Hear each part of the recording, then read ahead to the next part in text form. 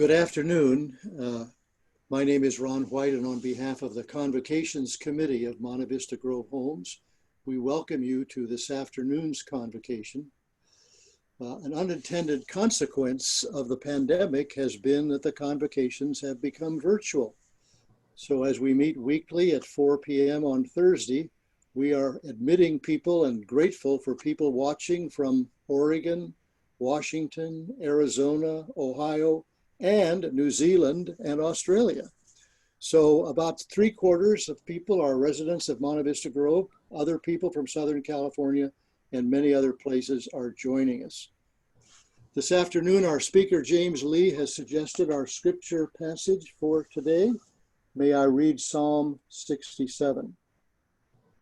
May God be gracious to us and bless us, and make his face to shine upon us, that your way may be known upon earth, your saving power among all nations. Let the peoples praise you, O God. Let all the peoples praise you.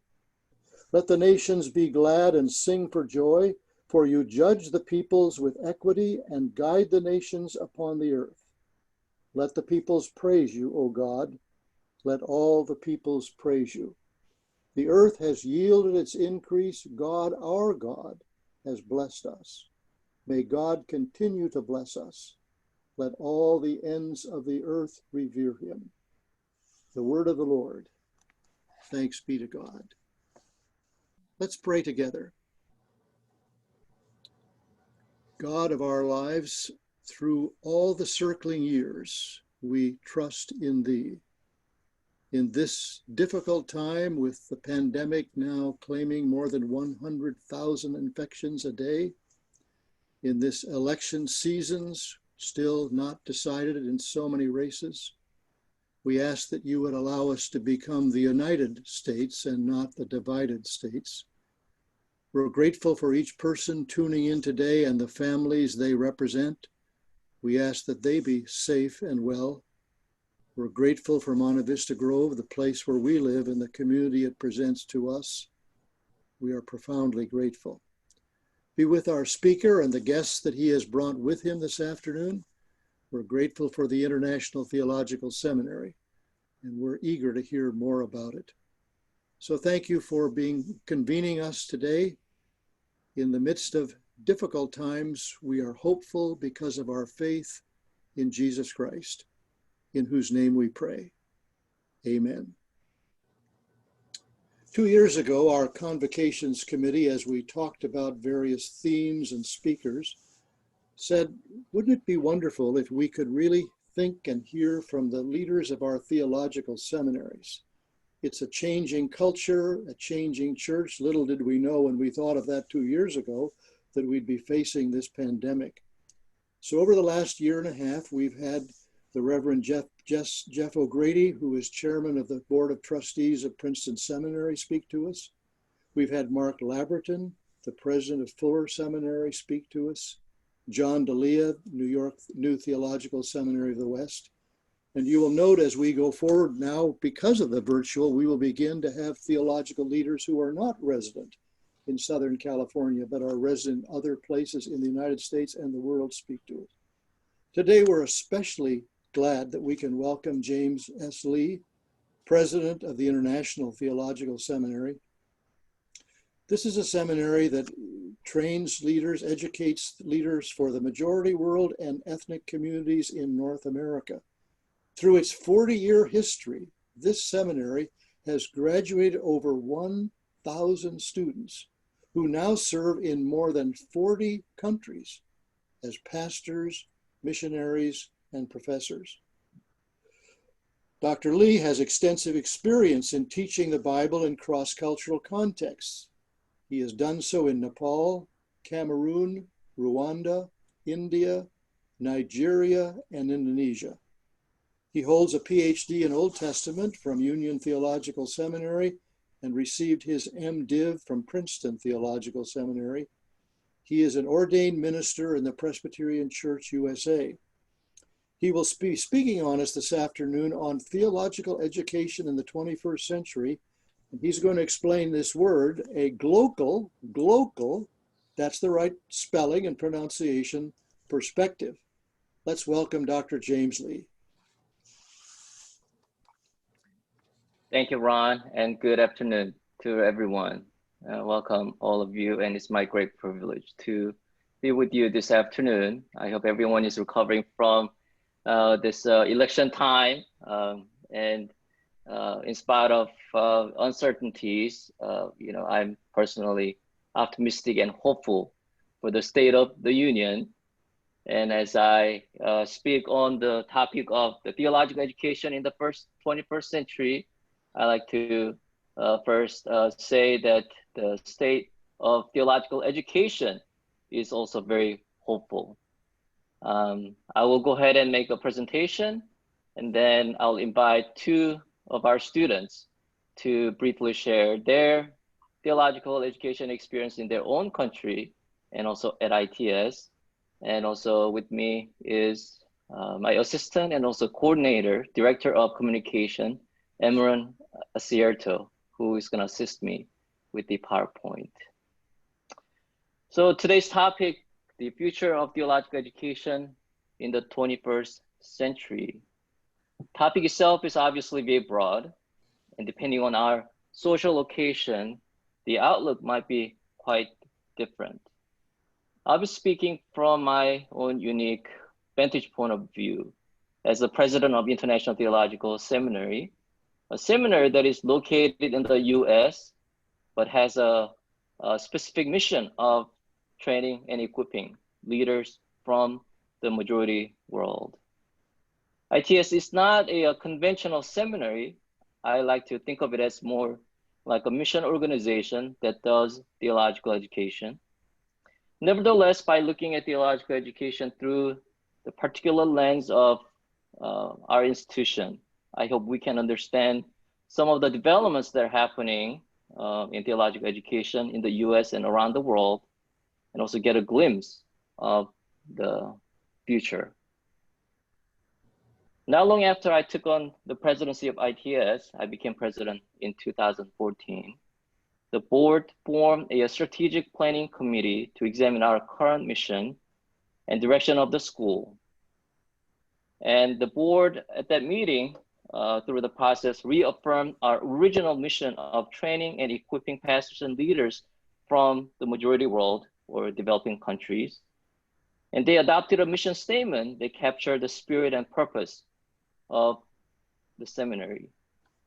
And the mission is to equip and train teachers, community leaders, and pastors in the Reformed tradition who can help transform local communities into vibrant places of worship, mission, and justice. What is emphasized in the statement is the importance of community. A community is where one is born, grows up, and or live in relation to others. The board believed that if any meaningful change needs to be made in any place in the world, you'll have to be within a community. And church is called to be in a community. Jesus calls us to make disciples of all nations, but a church exists, worships, and serves in a particular community, and every community is different. LA, Los Angeles is one of the most diverse cities in the world. Many of our students never thought that they will hear Spanish, Mandarin, or Korean on the street when they came to America. But that is the reality in LA. It is a very enriching and stimulating environment we are in. Now, what ITS seeks to embody is a global community. The term global obviously is a combination of global and local, has been around for some years, popularized by business people. But now the churches have begun to adopt the term. A global church is a community-based church with a global vision. We tend to think that by focusing on mission, we might neglect local outreach or evangelism. Or we think about church growth, which does not seem to be related to mission. But I believe that they are not two incompatible callings of the church. Rather, they are related, and churches should have their sights on both, especially in the 21st century that is marked by globalization. ITS is here to serve churches and communities in the US and developing countries. Our students are pastors, teachers, and leaders who are already well-rooted and connected in their own community. They're trained and also have demonstrated their leadership abilities in their ministry. What they gain from their education at ITS is a global vision, mind, and perspective they could not get back home. Interacting with students from all around the world and being exposed to cultural and ethnic diversities in LA, they gain important insights and ideas about having a global mindset. And most of them, when they return, become leaders in their own community and agents of transformation, and their influence often goes beyond the boundaries of their communities and nations. Now, ITS seeks to serve communities in the US as well. We do not forget that we are located in the US, North America, and Southern California.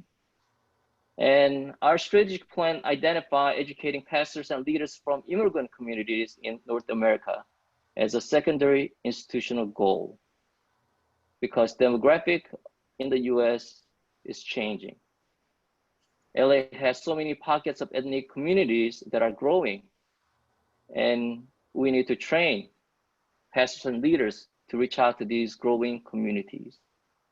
In order to reach out to these communities, we have been looking into different language programs, such as Indonesian, Arabic, Thai, and other languages for pastors and lay leaders who are in need of further training.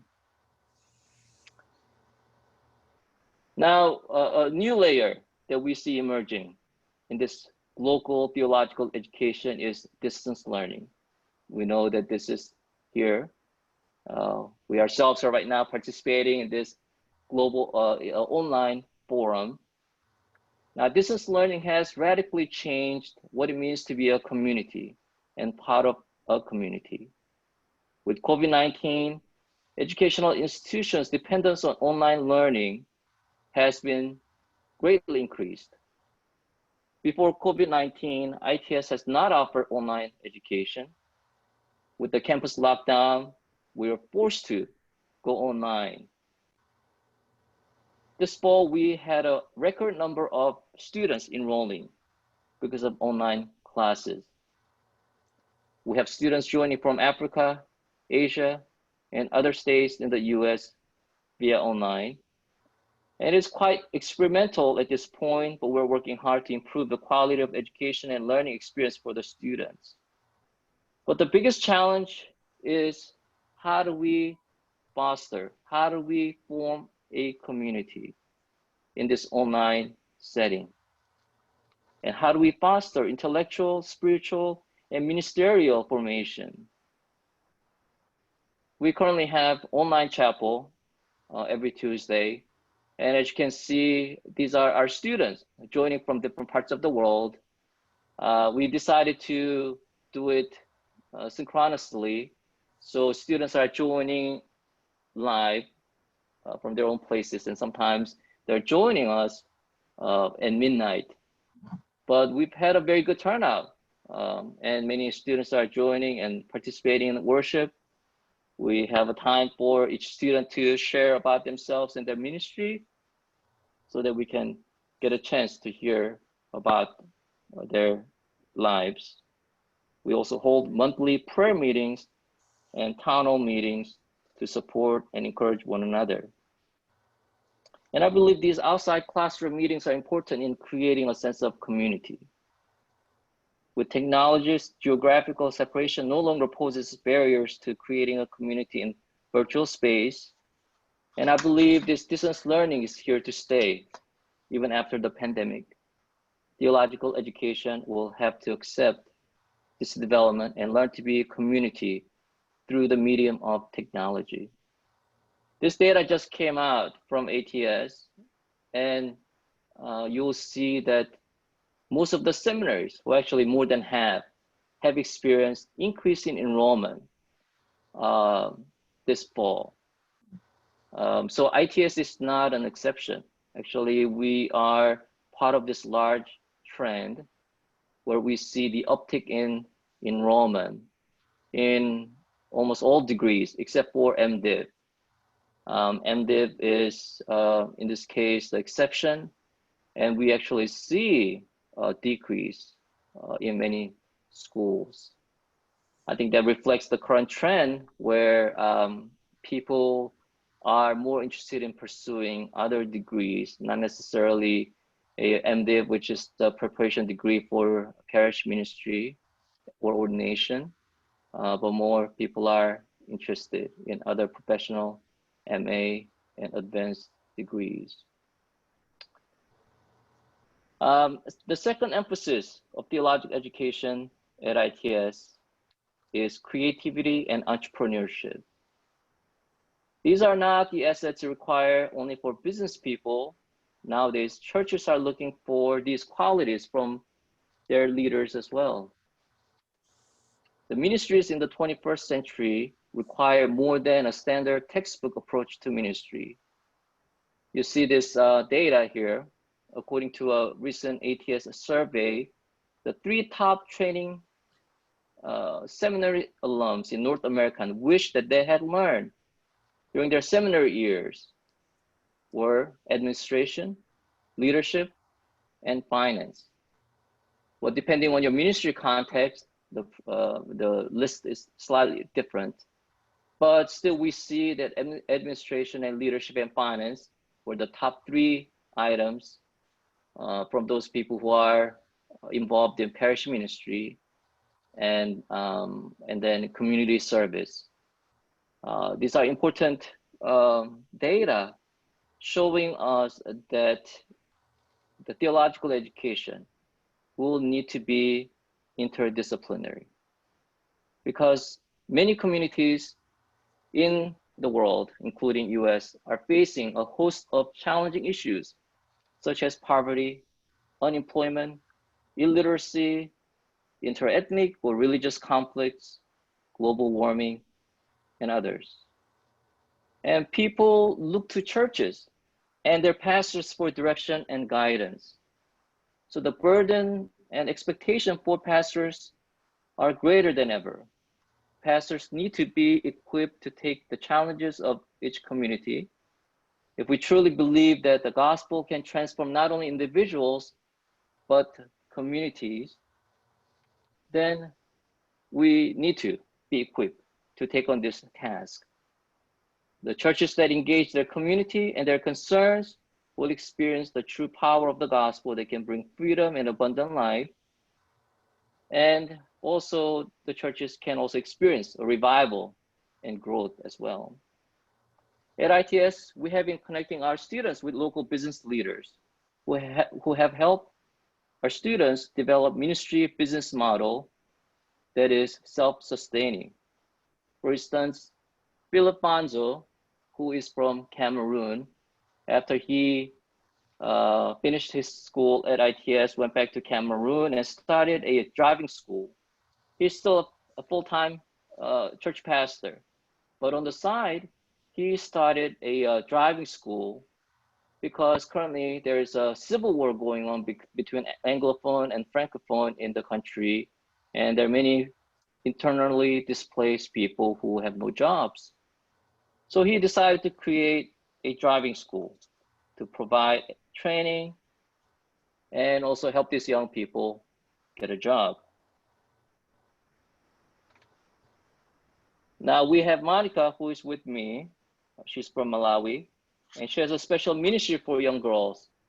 She found out that young girls end up dropping out of schools when they enter puberty because they cannot afford tuition, but also they have difficult time purchasing or finding sanitation pads. And she's been teaching men and women how to make the pads, and this has created jobs for many, but also benefited many young girls who otherwise would not be able to continue with their school. The third emphasis ITS has is cross-cultural communication. I believe cross-cultural communication is the key to a successful ministry in a global community setting. In a given year, ITS has at least 10 to 15 different nations represented in their student body. I feel at ITS every day is a day of Pentecost or World Communion Sunday. This is a postcard that we created a few years ago for our open house and ITS Cultural Day. Every year we have a cultural day where each student or each students from each country present their customs, food, and their cultures so that everyone in the community can taste what it's like to be part of that community. It's a wonderful celebration of diversity that we have in our midst. And in this context, our students learn very valuable skills in cross-cultural communication and ministry in an outside classroom by eating, studying, and worshiping together. And through those conversations, informal conversations that are taking place outside the classroom, they'll learn what it means to engage in multicultural or cross-cultural ministry settings. I believe this is a practice one can gain from this type of informal interactions than necessarily from theories. And our students are equipped then to go out and minister in a setting that's highly diverse and in an effective way. Fourth, social justice is an important component, I believe, for ITS and for theological educational institutions in the US and across around the world. I believe this is a very much needed conversation in theological education, as many countries suffer from some form of dictatorship or government corruptions. In countries like Nepal, where Christians are minority, I just found out that the Nepal will have a census in 2021. And this is the first time they will count Christians in their census. They have been a voiceless minority, but for the first time, they will count the number of Christians in the country.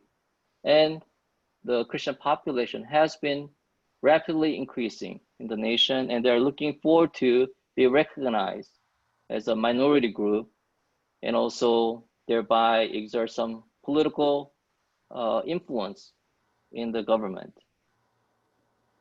You might have heard about demonstration that's happening in Nigeria. There is a demonstration going on in Nigeria against police brutality. This has been influenced by Black Lives Matter in this country. But we see that each country finds some sort of oppression, and they're very much interested in furthering social justice in their community. As I mentioned, in Cameroon, the Anglophone population has been suppressed by the government. They've been discriminated, and there's been a civil war going on, but there are important number of people who are interested in reconciliation and peace and social justice from both sides. And I think this is an important contribution churches and Christians can make around the world and in the US. Malawi recently elected a new president who is the Assembly of God pastor. And I know people in Malawi are also very hopeful that he'll bring needed changes and eliminate corruption. I don't think Black Lives Matter is a localized movement. Obviously, we can see that it's resonating with people around the world who feel that they've been oppressed. And I believe theological education has to be a holistic training. We need to address not only individual needs, but also community needs And as Dr. Martin Luther King Jr. said, justice is what love looks like in a public realm. And ITS seeks to prepare students for public ministry and bring justice wherever they go. Lastly, as an institution standing in the Reformed tradition, I think about what it means to teach Reformed theology in a setting that's very highly diverse, and also think about what it means to be Reformed in the 21st century. The Reformed theology developed and grew on the Western soil for the most part until the 20th century. And thanks to the great missionary movement, the Reformed faith is now found in all continents with distinct flavors and expressions. The faith has gone through some contextualizations, and I believe it's time for us in North America to hear what the churches around the world are saying about the Reformed faith and what it means to them. While we continue to teach the Reformed faith or theology, we will need to be open to hearing what our brothers and sisters from different Christian faith traditions say about their experience and theology. As a biblical scholar, I have learned so much more about the Bible from my students because of the diverse perspectives they bring. And contextualized theological education does not necessarily mean a new curriculum. In fact, ITS curriculum is quite traditional. But yet, I think contextualized learning takes place in our openness to hear other people's perspectives. As our faculty who come from different backgrounds, open to hearing our students' perspectives. I think conversation can be very enriching. And when we hear from one another, I think we'll learn much more about Christian faith and also Reformed perspectives as well. My observation is from my own experience of teaching and serving at my institution for 10 years. But I believe some of the models and some of the insights that I've gained from this teaching is quite telling about the future of theological education. When ATS formed a peer group study on the new theological models of teaching, one of the things that the member schools conclude was that the theological education in 21st century is global education. We cannot ignore the diversity, the richness of people who will be coming and learning in theological education. And thanks to online education, now the opportunities are even greater for different people to come together and learn from one another through the medium of technology. So that's my short presentation with you. This time I'd like to invite Monica from Malawi to briefly share about her experience of theological education and her ministry. So Monica, welcome. Thanks so much. Thanks so much for inviting me to this very important meeting. As you have heard, Monica Chagwanjila from Malawi. Malawi is a very small country in Southeast Africa.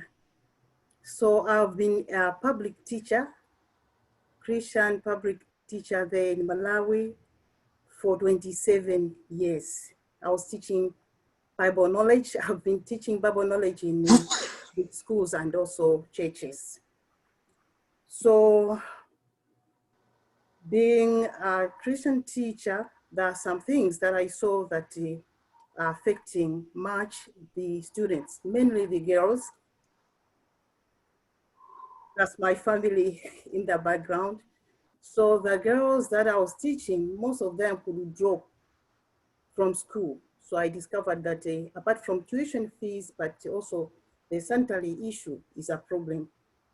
So using the small resources from my chicken business with my husband, we support them to pay their tuition and also train mothers to make the sanitary pads, even the girls, so that it is now a business that he can also support them in other issues. Malawi is very interesting. It has got a population of 18 million people. And the 18 million people, 88% are Christians. So Christianity in Malawi came in 1800s by Scottish people. They brought alongside with education. But till now, we don't have such a good school as ITS, where I'm having my master's of arts in theological studies and Christian education. Because this master's will allow me to teach at the seminaries and also the university. So I'll have a chance of training more teachers, more pastors who will be spreading the word of God to different areas. So there is a great need that more students should come to such a good school like ITS, where I have found the skills and knowledge that I've been lacking for a longer time. And I know that my fellows would also like to have. Thank you. Thank you. Thank you, Monica. This time I'd like to invite Gun. She is from Myanmar. She's one of our first students from Myanmar who is coming and studying at ITS. And I'd like to invite her to share her view and thoughts on theological education briefly. Thank you, Dr. Lee, and good afternoon to you all. I'm so privileged to take this time to share my experience in theological education. First of all, I'd like to give a brief description of Christianity in my country, Myanmar. Christianity in Myanmar has a history dating back to early century, and the missionary was Jackson Adoniram from the state of Massachusetts. And as he came to Myanmar, his significant works were evangelism, Bible translation, and writing dictionary. And also he established several Baptist churches in Burma. Through his mission, Christianity in Myanmar started and grow. And so, according to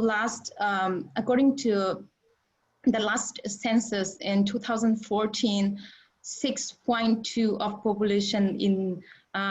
population is practice Christianity, but 87% of the population in Myanmar are Buddhist.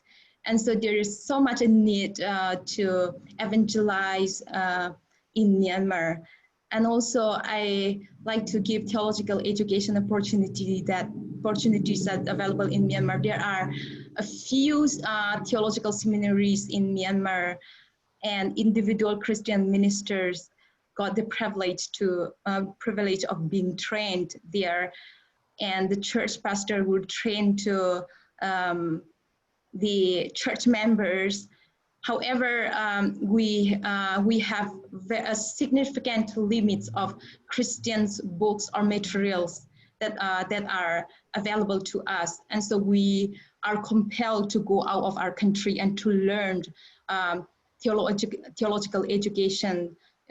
Like many of them went to India and here in the States, like for example, myself, to get proper training, as proper training is very important. And so I see that theological education in ITS gives me a biblical sound doctrine, spiritual leadership with ministry skills. Not only that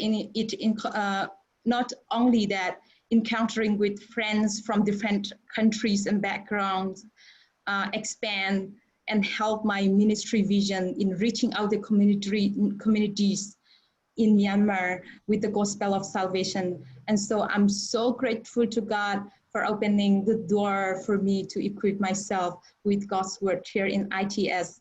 And I also like to, so I sincerely thank ITS for giving me this great opportunity. Thank you all and God bless. So as you have heard, these are two students. We have many more students who are here and benefiting from theological education. But as you can see, their experience are quite diverse, and also their ministry contexts are quite diverse. But I think nevertheless, I think the core theological training they receive have been very helpful to many of our students. And I trust that this theological education will encourage and motivate our alum and pastors to continue to serve in their community. So thank you, and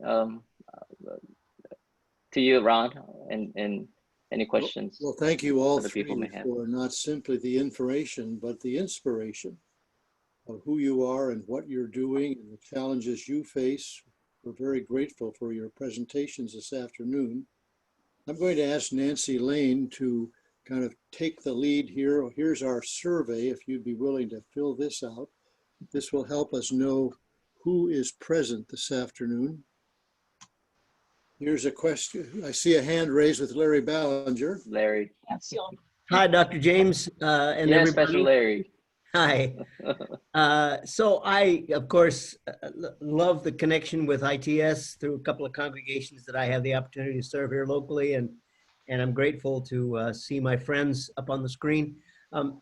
Can you clarify or help all of us here at Monte Vista Grove to understand the mission plan for the students who come to the campus here? Now I realize, and boy, what a wonderful explanation of the use of online learning.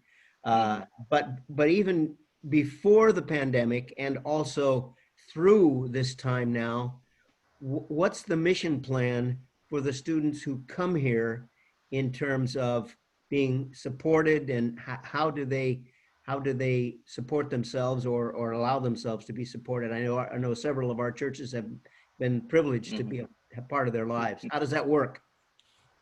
Thank you, Pastor Larry. Well, you know the school very well, our mission and our needs as well.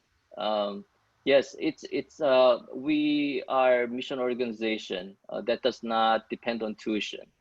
Really, so we depend on the many people's generous support.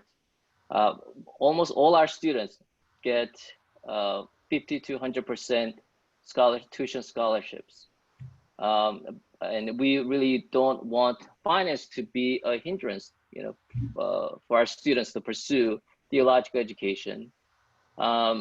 So it's a partnership really between us and the students and their mission and their sending agencies and churches, because they are committed to receiving them back and place them in needed ministry. But also local churches here. We have been working with many churches in this area, and they have been very faithful partners. They have been providing financial support. For example, our housing is their responsibility. So they need to come up with $300 a month. It's in LA market, that's a very affordable rate. But for these students, it's quite a lot, because their monthly salary will be $200 to $300. So it's really a partnership, and it's been working out very well as our students find a pleasant place for them to stay focused on, studying. It's been really a godsend for us to be able to find student housing in West Covina, not too far from our campus.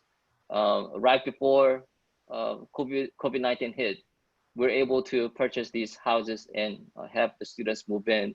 So they've been very safe and able to study remotely, but we do miss meeting and fellowshipping in person, definitely. And there are many students, yes, remote learning is probably one option and alternative, but we still believe in residential learning.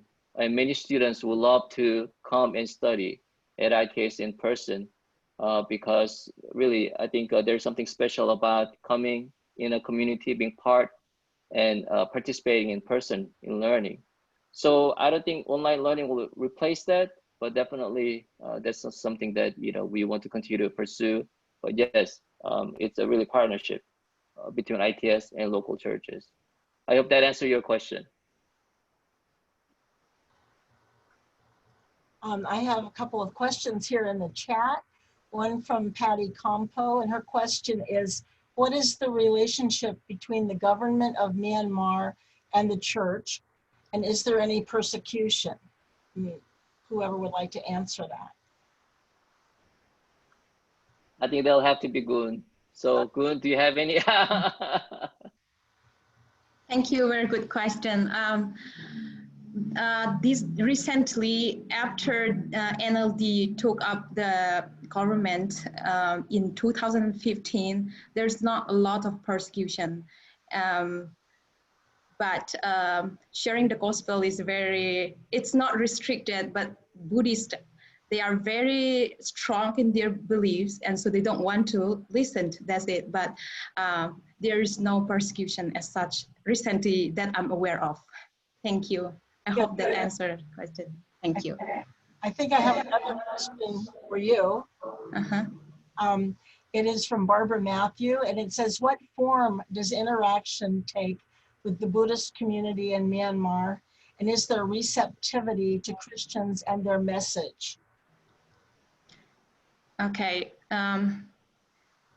thank you.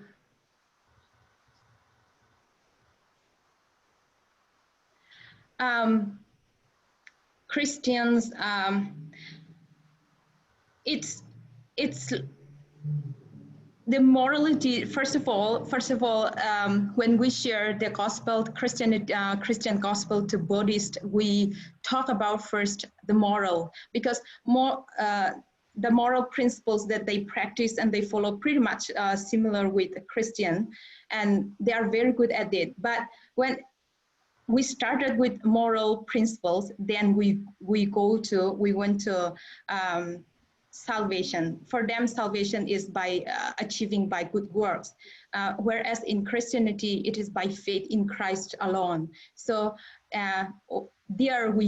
later on, our differences become different, but we started with moral teaching, then we go to salvation. That's how we interact. I think when it comes to salvation and the problem of sins, solving the problems of sin, we have different perspectives and beliefs.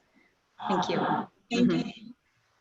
We have another question in chat from Bryce Little, and he would like to know, how do the pastors who are trained fit into their local church evangelism efforts in their country of origin? James, would you like to answer that? Yes, okay, I'm trying to, I'll go ahead and try to answer. Maybe Bryce, if you have added additional questions you may ask. My understanding is that, so many of our students are recommended and commissioned by their denominations. These are really the cream of crop, the top leaders in their countries. So they work with ITS and they recommend them, and with their recommendation, we admit these students. And after they're trained, when they return, usually their denominations, if they send them, then they'll assign them to different ministries. Some end up in a parish ministry, some Bible colleges and seminaries, so different places.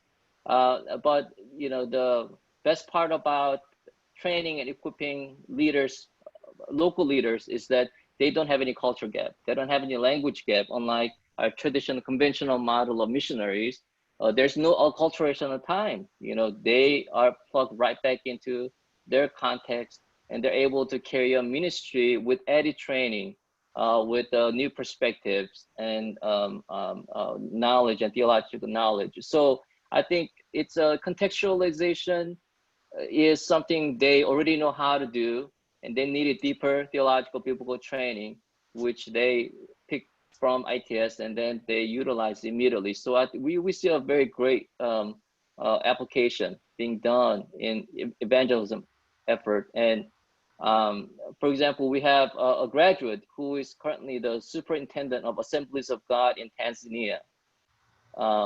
And he is a top leader in that denomination, and his goal is to plant 30,000 new churches in Tanzania and lay training centers in every district.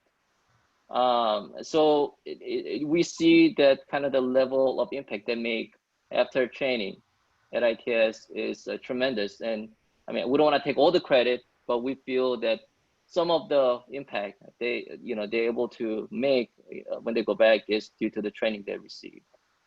Thank you. We have another question. This one's for Monica from Malawi. What is the literacy rate for females in Malawi, Monica? And are there any cultural barriers to female education? Thanks so much for the Thank question. you. Yeah, I cannot actually come up with the exact percentage, but it's very, very high, because out of 100 students who start grade 1, only 1 reaches the university. So you can see that the literacy percentage for females is very high. The problem is on the finance part. Malawi is just one of the developing countries. So the privilege of sending a child to school always goes to the boys. Girls, they just marry at a very tender age. They will say there will be a mother, there will be a wife for somebody. So that cycle of poverty is not broken. It keeps on and on and on. Thank you. I have another question this is from Hugh Christopher. And his question is, even before COVID, many international student programs in this country were declining because of US government policy. Have you seen this also at ITS? So yes, yes and no. As I mentioned, we had a record number of new students this fall, and all of them are from, or they're joining from their country. None of them were able to get their visa, partially because of the COVID-19. But before COVID-19, our enrollment was not too bad. Actually, we had a pretty consistent number of international students joining. And I believe that's partially because we have very high percentage of return rate. Embassies do see each country and each institution and see whether the students are returning home or not. But we have a high percentage. And also the reason why we have high percentage of students returning back to their country is because of their strong commitment, but also the scholarships that we're able to give, because they don't have any financial burden. And as they have received education at a very affordable rate, now they don't have kind of the financial obligations the other school students have when they return. So it's really, I think it's an investment that is worthy for the global church and for local communities. Thank you. Thank you. Norman Thomas has something he'd like to say, and what it is the ITS priorities in theological education and technological capabilities, he feels, are what are urgently needed in majority countries in their seminaries. So I don't know if you would like to address that. Okay. I would just like to add, what do you have, or do you have hopes for a partnership with seminaries in some of the countries that are sending students to you? Mm-hmm. Yes, we actually have several different partnerships. Thank you for that good question, Norman. So yeah, we closely work with different seminaries around the world. because we want to understand what the specific needs are in each country, and we want to meet those needs instead of us trying to create what we think students in the churches and seminaries are needing in the country. For instance, we have partnership with Bible College in Nigeria, where we've been donating books. So we get a lot of actually book donations from different pastors, some of them from Mata Vista Grove Home. So we got a lot of donation books, and we ship those books to different Bible colleges and seminaries because they are in need of library resources. Now, yes, technological capabilities is something that we see that developing countries are catching up. But we actually were very surprised that many of our students had a laptop, personal laptop, and then also pretty stable internet connection. Not all, but there are countries that are catching up. So we see that now they're capable of internet or distance learning from where they are. I think that's really leveraging the field, right? Because now they have access to kind of the resources that they did not have before. And now the resources that we can offer, they have access to. So I feel like that's really leveling the field in a great way. Yeah, you know, still it's a long way to, you know, still much more way to go, but I think this is a very positive and hopeful sign. And we trust and believe that with access to theological resources, now their theological education level will also continue to go up. And, you know, in the future, in the 21st century, we're gonna see theologians and wonderful pastors. Really, I mean, now we have, you know, we have them now, but we'll see even greater number as we see the church are growing in Asia and Africa. Thank you. I hope that answered your question. Does anyone else Yes. have a question? I don't have any more in the chat. I'd like to ask a question. Okay, Dean Thompson. Yes, President Lee and students, Monica and Gun, I'm very impressed with the practice at ITS of helping the students to think about a business plan that could be applied to their local situation when they go back and create jobs. Like Monica was telling us about the business that she has started. You pointed out the car business that the male student had started to speak to the needs of their local context when they go back. Creating that business plan, I take it, is a significant part of their ITS experience. Is that right, President Lee? Thank you, Dean, for that good question. Yes, you know, it's not part of our curriculum, but we have co-curriculum and extracurricular activities. And these are kind of the trainings and exposure they get outside the classrooms. And this is where you don't have to be an ITS professor to participate in the lives of our students, because we see there are many gifts and talents, even lay leaders around us, you know, in local churches have, you know, they might be a lawyer, they might be a business person who knows a lot, farmer, builder. And I think there are so many gifts they can share with ITS students, and every gift is very valuable to them. It's something that will just open their eyes, giving them new ideas. So when they go back, everything they learn here is being put to use in a very, very fruitful way.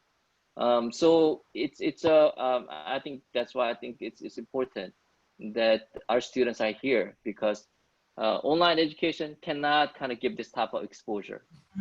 But if they're here, they can participate in the life of the congregation, make friendship and relationships, and they'll be able to share their knowledge and experience. They can be very much utilized by our students. Good point. Does anyone else have a question? All right, well, thank you all three representatives of International Theological Seminary. You have given us an encouraging convocation for this afternoon. We're very, very grateful. Let me say a word about next week. Next week's convocation will feature Amy Quigley, who is the Director of Community Outreach and Urban Mission at the First Presbyterian Church of Hollywood. And her theme will be the Church as Refuge, Christ's care for friends experiencing homelessness and grave disabilities. We're grateful for today. We welcome you, invite you to come next Thursday. Thank you.